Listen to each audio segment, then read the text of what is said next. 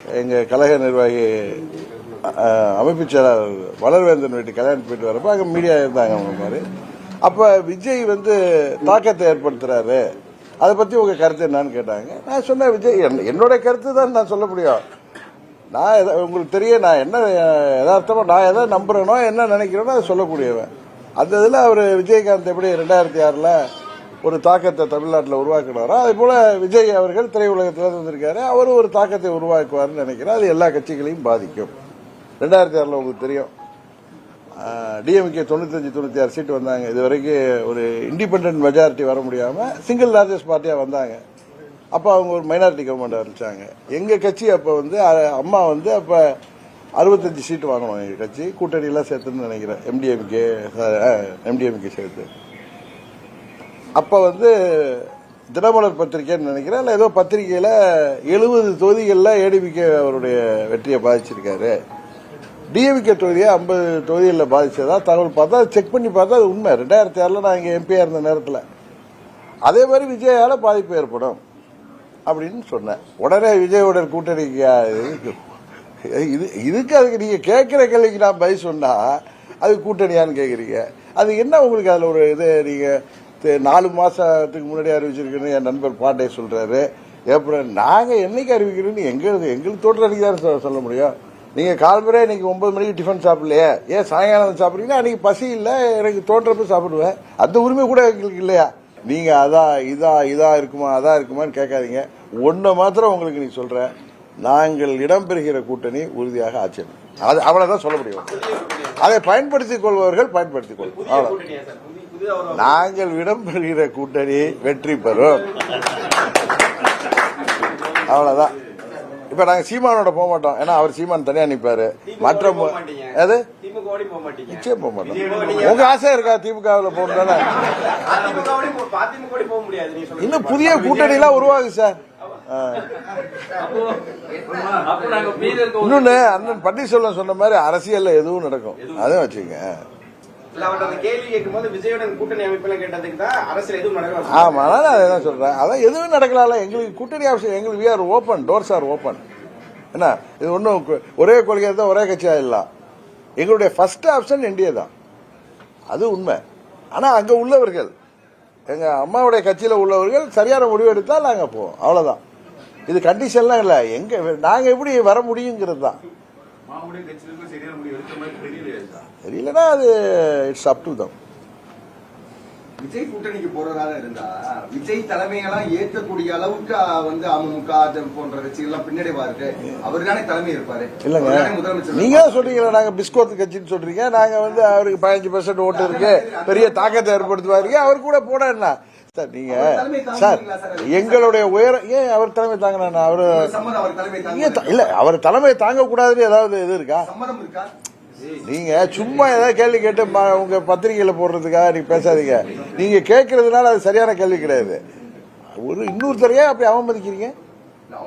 ஆமா, இல்ல இல்ல இல்ல, அது என்ன சம்மதம் இருக்கா? அவர் தலைமை ஏத்துக்க அவர் ஒரு கட்சி நடத்துறாருல, எந்த கட்சியோட சேரலாம் வேணாங்க? ஏன் எத்தனையோ கட்சிகள் புதிய கூட்டணி கூட வருவாங்களா, அதுல போலாமே. இதெல்லாம் அது தவறு. நீங்க கேட்கறது யாரையும் குறைத்து பேசக்கூடாது. அவன் அப்படிதான் பேசுறேன். நீ ஏன் அப்படி கேக்குறீங்க? ஏத்துக்கிறீங்களான்னு ஏன் அவர் திண்ட தகாதவரா? அப்புறம் என்ன? இல்ல இல்ல சார், சார் இல்ல இல்ல சார், அரசியல்ல புரட்சி தலைவர் அந்த இயக்கத்துல இருந்து வந்தப்ப அவரை விட புரட்சி தலைவரை விட சீனியர்களாக இருந்த கம்யூனிஸ்ட் தலைவர்கள் அவங்களோட போனாங்க, கரெக்டா? அதனால நீங்க கூட்டணிக்கு யார் தலைமை எல்லாம் நீங்க இன்னொரு கூட்டணிக்கு போவீங்களா, அவரை ஏற்றுக்கொள்வீங்களான்னு கேட்கிற கேள்வி அது அனுபவம்ங்கிறத தாண்டி அரசியல் இதுக்கெல்லாம் குவாலிபிகேஷன், நீங்க இதுல சர்டிபிகேட் அதெல்லாம் கிடையாது. அது எது தேவையோ அதை நாங்க செய்வோம், அதுதானே தவிர நீங்க அவர் என்ன ஏன் அவரை போய் நீங்க குறைச்சி மதிப்பீங்க? நாங்க என்னைக்கு யாரையும் குறைச்சி மதிப்பு விட்டோம், யாரையும் குறைச்சி பேசிட்டு இந்த கூட சொன்ன நண்பர் சீமான் சில கருத்துல வேறுபறப்ப எடுத்து பேசுவாரே தவிர மற்றபடி எங்களுக்கு அவருக்கு ஒன்று சொன்னாங்க. அவர் கூட்டணிக்கு வரமாட்டார், தனியா நிற்பேன்னு சொன்னாரு, அதனால அவரோட போக வாய்ப்பு இல்லைன்னு சொன்னேன். கரெக்டு தான். நான் ஒன்னும் மறைச்சு பேசல. கூட்டணி என்பது தேர்தலுக்காக மாத்திரம்தான், வெற்றியை நோக்கி தான், யார் ஆட்சி அமைக்கணுங்கிறது தான். அதனால நீங்களா போட்டு உருட்டிட்டு இருக்காதீங்க. உங்களுக்கு நான் எல்லாத்தையும் பதில் சொல்லிட்டேன். வேற எதுவும் கேட்கறதுனா கேளுங்க. பட் நீங்க கேட்கிற கேள்வி சரியில்லைன்னா சரியில்லைன்னு சொல்ற உரிமை எனக்கு இருக்கு. சாதகம் திமுக கூட்டணிக்கு போகுதுன்றதா உங்களுக்கு சந்தோஷம் தானே அது. அப்புறம் நீங்க சார் நாங்க என்ன சார் பண்ண முடியும்? கரெக்டா? நீங்க யதார்த்தத்தை பேசுறா. நான் வந்து ஒன்னும் ஏதோ கோபதாபத்துல எல்லாம் பேசல. எங்களால் முடியாத எங்களை செய்ய சொல்லாதீங்கன்னு சொல்றேன். செய்ய முடியாது சார். நீங்க நிதானமா பேசுறீங்க. இப்ப இந்த செங்கோட்டையன் கொடுத்த கெடு என்ன நடக்கும் உங்க அனுபவத்துல?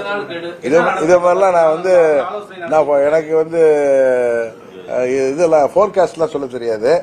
நான் வந்து பிரதீப் ஜான் கிடையாது.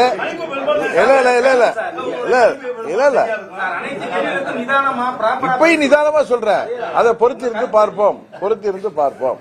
அண்ணன் செங்கோட்டையன் அவர்களின் முயற்சி நல்ல முயற்சி. ஒரு சீனியர் லீடர் 72ல இருந்து இயக்கத்தில் உள்ளவர், 77ல இருந்து புரட்சித் தலைவர் காலத்தில் தொடர்ந்து சட்டமன்ற உறுப்பினராக இருந்தவர், மாவட்ட செயலாளர் இருந்தவர். 87ல புரட்சித் தலைவர் மறைவுக்கு பிறகு அண்ணன் முத்துசாமி மந்திரியாக இருந்தபோது கூட இவரோடு தான் அந்த 11 எம்எல்ஏல அப்ப எந்த தொகுதியில 7 எம்எல்ஏகள் இவரோடு வந்தாங்க. தொடர்ந்து அம்மா கூட இருந்தாரு. எத்தனை பின்னடைவுகள் வந்தாலும் அதுல ஸ்ட்ராங்கா இருந்தவர். அதனால ஒரு மூத்த நிர்வாகி இருக்க ஆக்டிவா இருக்கக்கூடிய எம்எல்ஏவா இருக்கக்கூடிய ஒரு மூத்த நிர்வாகி. அவர் முயற்சிங்கிறது நல்ல முயற்சி என்று நான் நம்புகிறேன். அது வெற்றி பெற வேண்டும் என்று அவருக்கு வாழ்த்துக்கள் கூறுகிறேன். தேவைப்பட்டால் எந்த நேரத்திலும் அவர்களுக்கு அம்மாவின் தொண்டர்களாகிய நாங்கள் உறுதியாக உங்களுடைய புதிய முயற்சிக்கு வாழ்த்துக்கள்.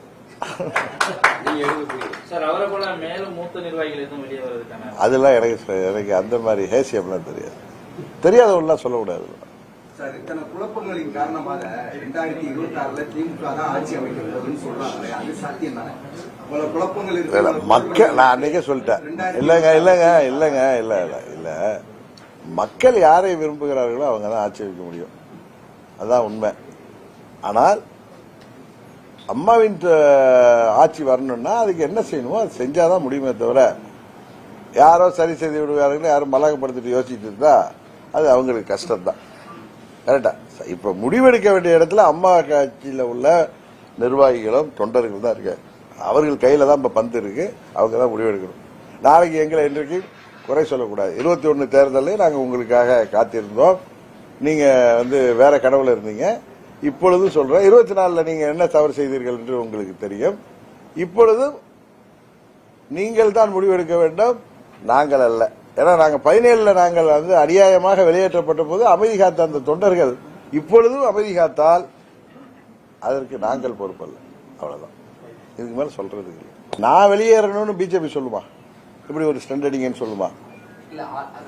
இல்ல நீங்களா உட்கார்ந்துக்கிட்டு ரூம்ல உட்கார்ந்துக்கிட்டு நீங்களா உங்களுக்கு ஒரு உங்கள் அறிவை பயன்படுத்தி அனுபவத்தை பயன்படுத்தி ஒன்னெல்லாம் கணக்கு போடாதீங்க. சரி என்னுடைய முடிவுங்கிறது நான் எடுத்தது வேற, அவருடைய முடிவுங்கிறது வேற.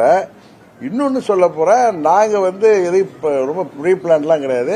அவர் கேட்டார், எதிர்காலத்தில் எங்க கட்சி 26 தேர்தலில் எங்களுக்கு பல வாய்ப்புகள் இருக்கு, அதுல ஏதாவது ஒரு வாய்ப்புல நாங்க போட்டுடுவோம். இதுவா அதுவாங்கிறது இன்னும் உண்மையா எனக்கு தெரியாது. பல வாய்ப்புன்றது சார் சொல்ற மாதிரி அதிமுக அந்த கேள்வி எல்லாம் நீங்க எல்லாம் அதான் உங்களுக்கு குடுத்துட்டேன். நீங்க தான் உங்களுக்கு டிபேட் நடத்துறதுக்கோ உங்களுக்கு சோசியல் மீடியால அடிக்கிறதுக்கோ இல்லங்க. அது உங்களுக்கு அதெல்லாம் தாண்டி ஆப்ஷன்லாம் இருக்கலாம் சார். நீங்க உங்க அறிவுக்கு யோசிக்கிறீங்க. நீங்க இந்த ஹைட்ல இருந்த இதுக்கு மேல நின்று யோசிக்கலாம்ல. பொறுத்து இருக்கிறது சார். டிசம்பர் மாதத்துல இந்த முறை நான் பல முறை சொல்றேன், நீங்க அதான் அம்மா மக்கள் முன்னேற்ற கழகம் உறுதியாக வெற்றி முத்திரை பதிக்கும். நாங்கள் உறுதியாக ஆட்சி அமைக்க போகிற கூட்டணியில்